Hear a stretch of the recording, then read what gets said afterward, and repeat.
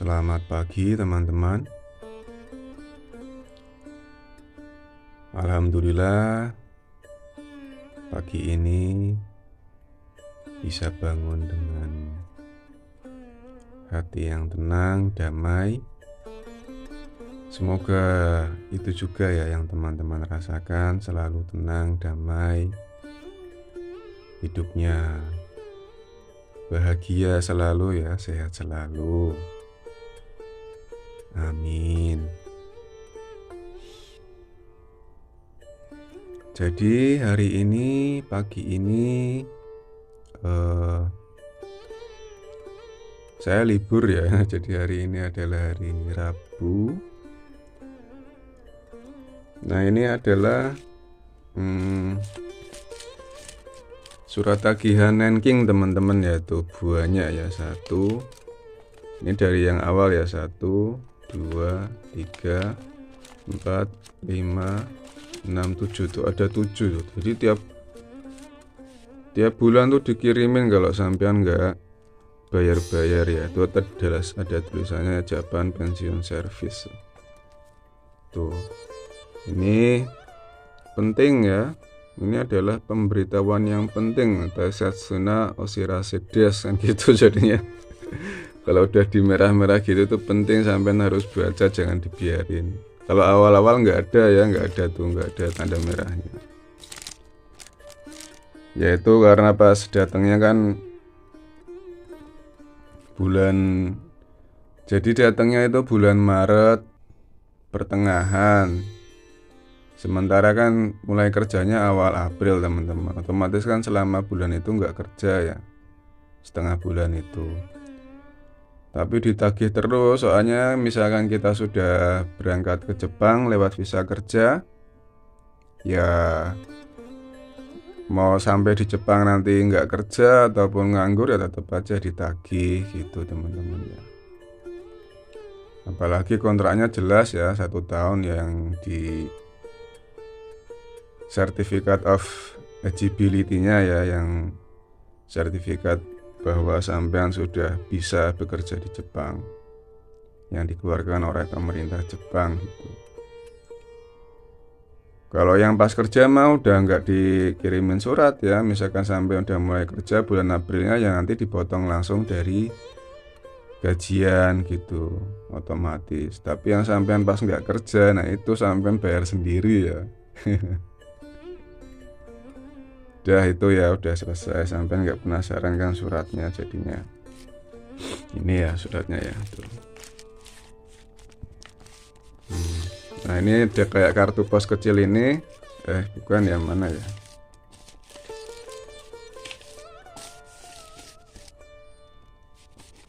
Nggak ada, tak taruh mana ya?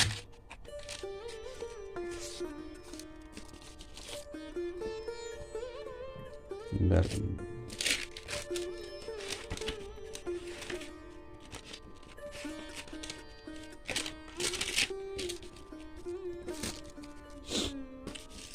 Jadi surat yang kartu pos yang apa? Yang suruh bayar tuh bentuknya gini teman-teman. Jadi dia tuh 3. Jadi lembarannya tuh 3, cuman dilipet jadi 1. Kalau ini mah tagihan Rakuten Mobile teman-teman. Ada cuma nggak tahu di mana ya.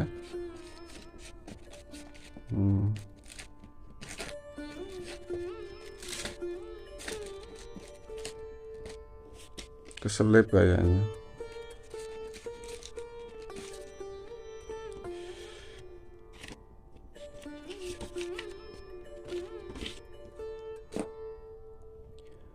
Nah teman-teman ya, jadi langsung saja kita bahas dilema ya kerja di Jepang. Yaitu antara lain ya daging babi teman-teman ya. Banyak terkandung di makanan-makanan di Jepang ya. Apalagi kalau kita bekerja di pengolahan makanan ya sudah pasti banyak ya terpapar oleh daging babi. Apalagi saya kan jelas-jelas dagingnya daging babi itu ya. Itu kan pasti kadang menjadi pertimbangan ya teman-teman. Banyak teman-teman di Indonesia ya, khususnya yang muslim, kalau yang bukan muslim kan nggak apa-apa ya, makan daging babi nggak apa-apa, emang di agamanya dibolehkan. Tapi kalau di muslim kan, Islam kan agama melarang ya, agama Islam melarang makan daging babi gitu ya. Nah, kadang tuh ini yang saya rasakan ya, saya nggak mau berdebat masalah halal haram, saya nggak mau berdebat masalah agama mana yang benar, karena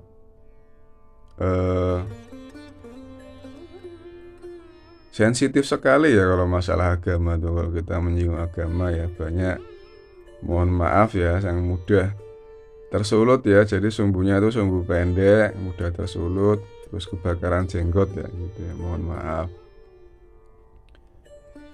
Nah ini kenapa ya alasannya saya tetap memutuskan ke Jepang, walaupun saya sudah tahu ya pekerjaan saya adalah berkaitan dengan pengolahan daging ya, khususnya daging babi ya. Sudah pasti ya, mengolahnya tuh motongnya daging babi.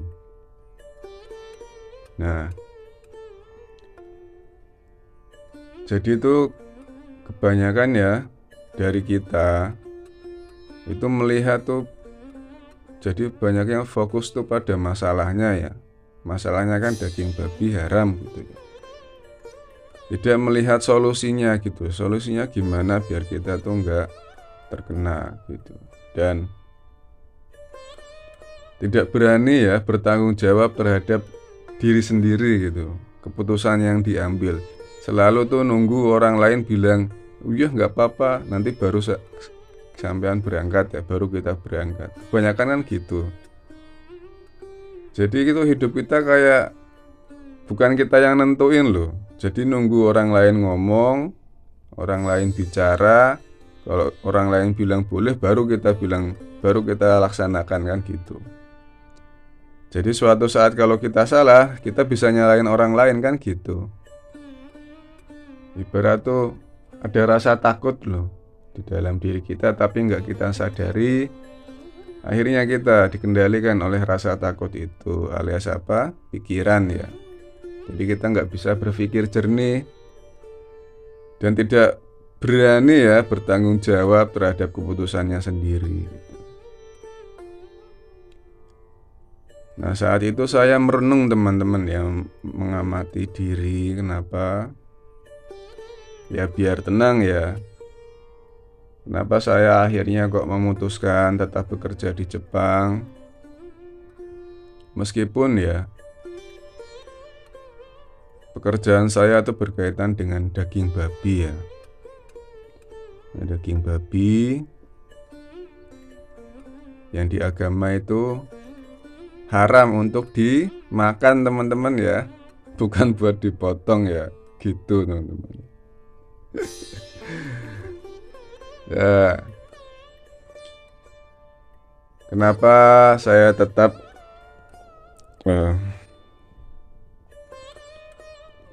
bekerja sebagai pemotong daging babi di Jepang? Yang pertama saya sadar teman-teman ya. Jadi sampean penting ya untuk menyadari ya apa yang ada di dalam hati yang paling dalam gitu. Saya sadar saya bekerja di Jepang itu untuk mencari nafkah teman-teman. Jadi saya kepala keluarga, saya bekerja untuk menafkahi anak istri saya, orang tua saya yang alhamdulillah masih hidup ya, masih sehat walafiat, bahagia ya semuanya. Saya sadar saya bekerja di sini bukan untuk makan daging babi ya, atau sengaja untuk ngelus-ngelus babi atau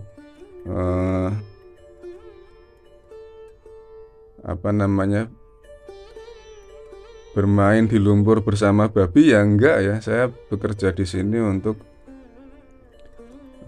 mencari nafkah ya untuk keluarga ya, untuk menafkahi keluarga. Jadi nanti kalau sudah kerja gajian bisa saya kirim ke Indonesia seperti itu. Itu yang pertama. Terus yang kedua, karena di tempat kerja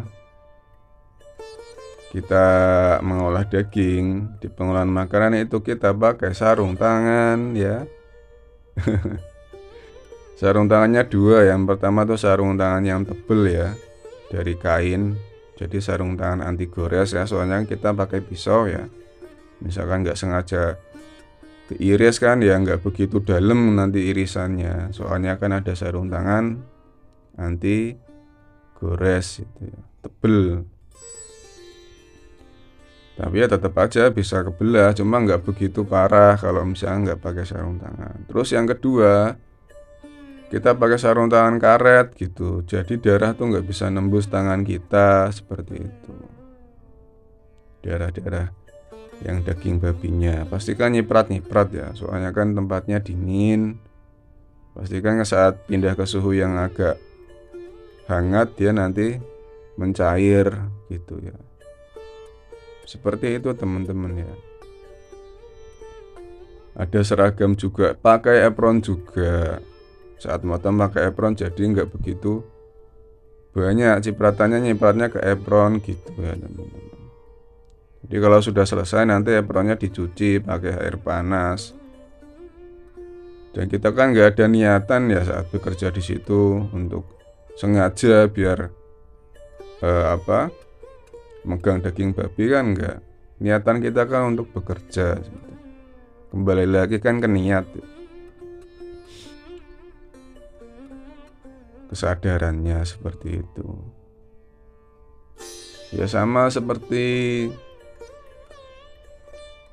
kalau kita bekerja di diskotik ya, apakah terus itu dibilang haram ya? Kan situ banyak minuman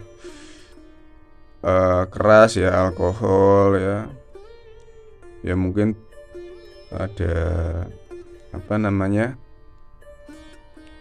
daging babi juga, masakan daging babi. Terus yang bartender, misalnya bartender kerjanya kan ngaduk-ngaduk itu ya wine gitu, anggur ya.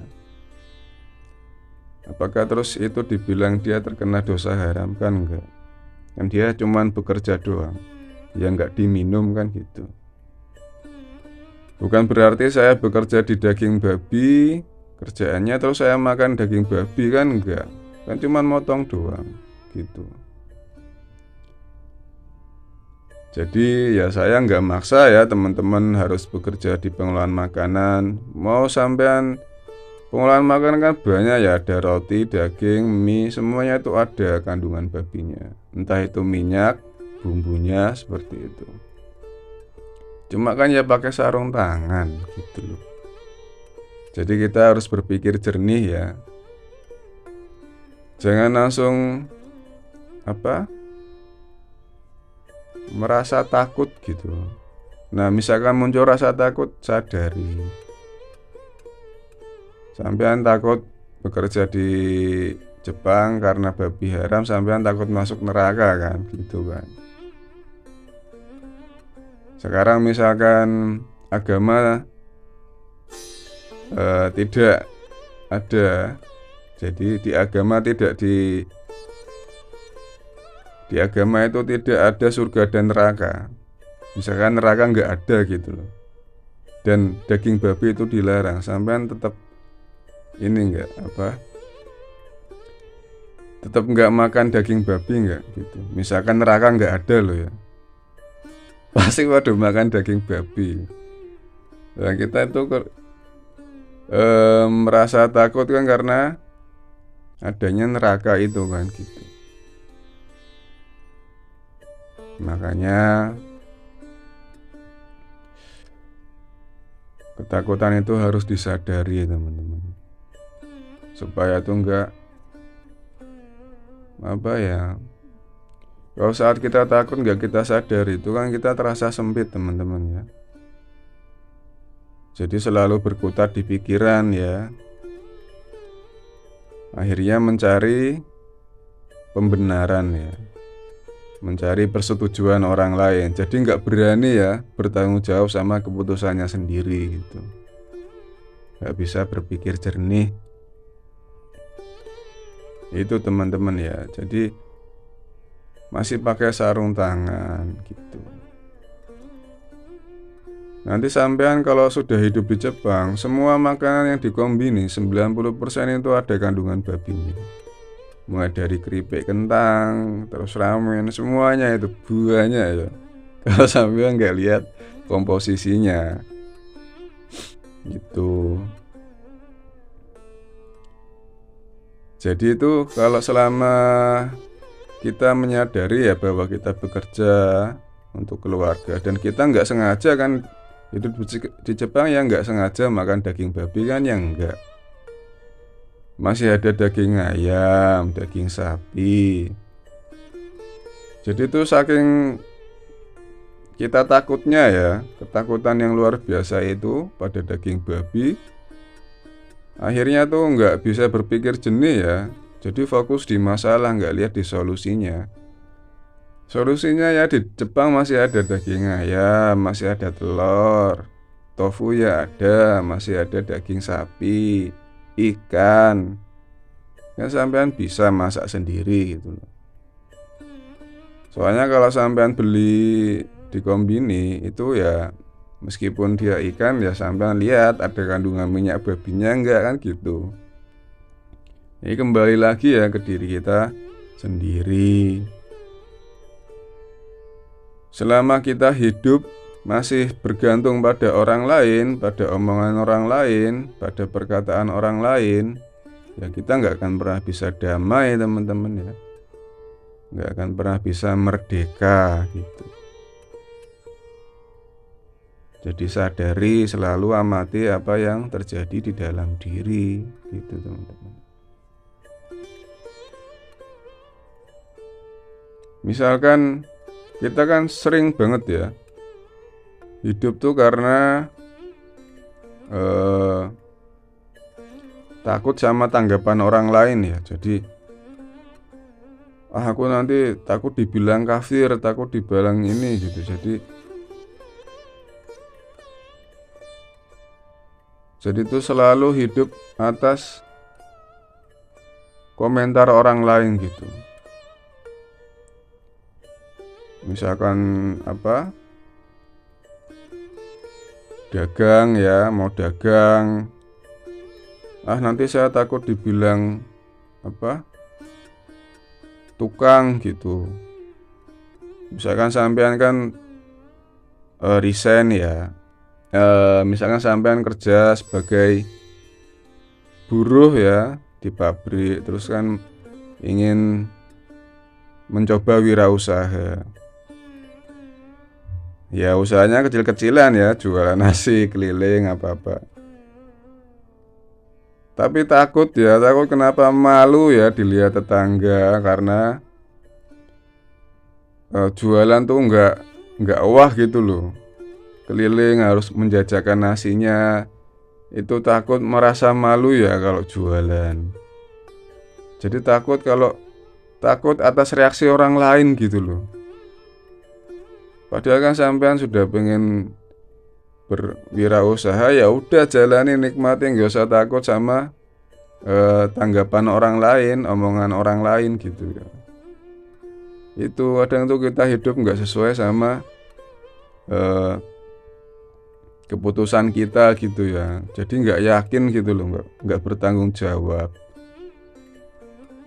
Jadi misalkan nanti sampean akhirnya takut nggak berwirausaha ya, akhirnya sampean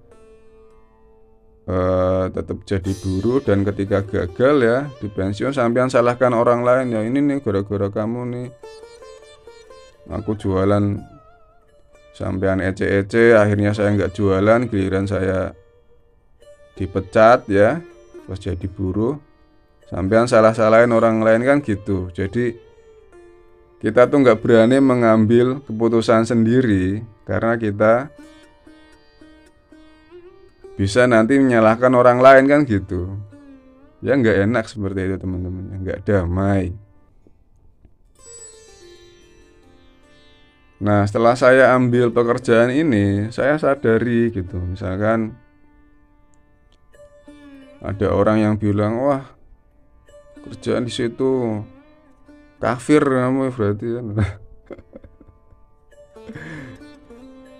Melakukan pekerjaan memotong daging yang diharamkan gitu ya. Padahal ya saya nggak makan dagingnya ya, cuma motong doang, itu pun masih pakai sarung tangan. Misalkan masih dikafir-kafirkan ya nggak masalah gitu. Orang saya juga bertanggung jawab sama keputusan saya gitu. Misalkan nanti ya karena saya bekerja di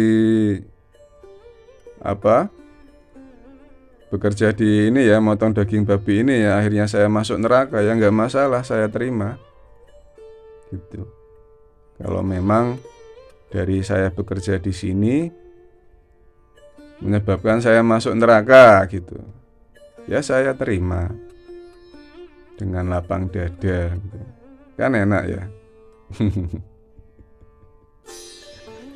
Jadi itu selalu karena kita ketakutan yang luar biasa ya, akhirnya tidak bisa berpikir jernih ya, membedakan mana antara perbuatan yang kita sengaja dan yang memang tidak kita sengaja gitu. Jadi kita kan kerja di sini sengaja untuk jadi sadar ya, sengaja kan sadar bahwa untuk memenuhi kebutuhan hidup yang mencari nafkah, bukan sengaja untuk makan dagingnya kan gitu. Sering di kerjaannya kecipratan darah babi ya, sering di muka nyiprat, kadang malah kena mata juga ya pernah. Ya tak hapus, cuma ya nggak langsung wah ini haram ini terus nanti saya masuk neraka kan ya nggak gitu. Kan gitu kan terjadiannya nggak sengaja ya. Jadi nggak sengaja saya nempelin tangan saya ke darah babi terus saya usap-usapin ke muka atau saya tempelin ke mata, kan enggak. Jadi harus bisa dibedakan ya, perbuatan yang sengaja dan tidak disengaja. Seperti halnya saat kita puasa ya, tahu nggak sengaja makan sama minum, batal nggak itu puasanya? Kan enggak. Itu ya teman-teman ya. Jadi harus disadari dan bisa membedakan mana yang disengaja dan tidak disengaja.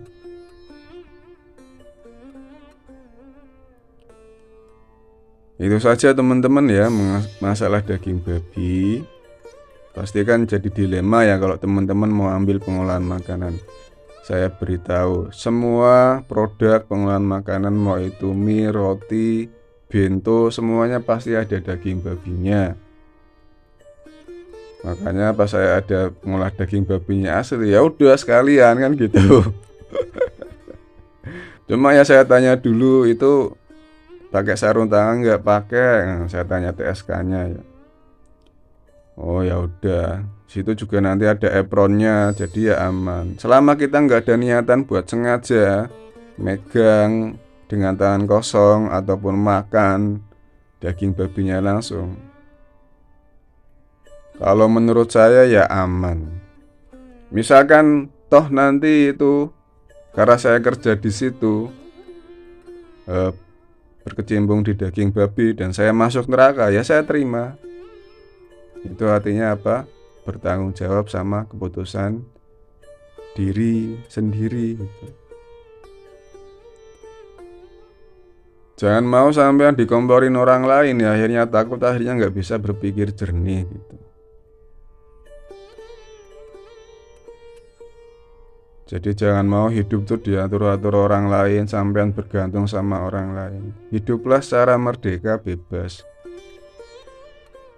Saat mengambil keputusan sadari, itu adalah keputusan diri, bukan atas komporan atau tanggapan komentar orang lain gitu. Jadi sampean nggak nyalain orang lain, kalau salah ya salahin sendiri gitu. Tanggung jawab itu ya. Apalagi kalau teman-teman sudah besar ya, sudah akil balik ya, harus bisa menentukan hidupnya sendiri. Tanggung jawab itu. Itu saja teman-teman ya, semoga informasi bermanfaat. Dan saya tidak memaksa ya. Jadi sampean jangan terus saya ngomong gini terus gak apa-apa saya pengelolaan makanan aja gitu. Kalau masih ada dalam keraguan di hati sampean, itu sampean berarti belum sadar. Kalau masih ragu, sadari keraguannya. Kenapa ragu gitu. Kalau masih ragu setelah dengar omongan saya masih ragu, ya jangan sampean paksain berangkat gitu. Nanti malah sampean menderita karena keraguan itu muncul di pikiran.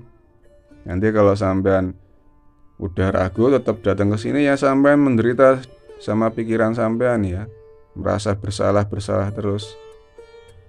Karena pikiran sampean sendiri gitu. Makanya selalu sadari apa yang muncul di pikiran, perasaan kan gitu.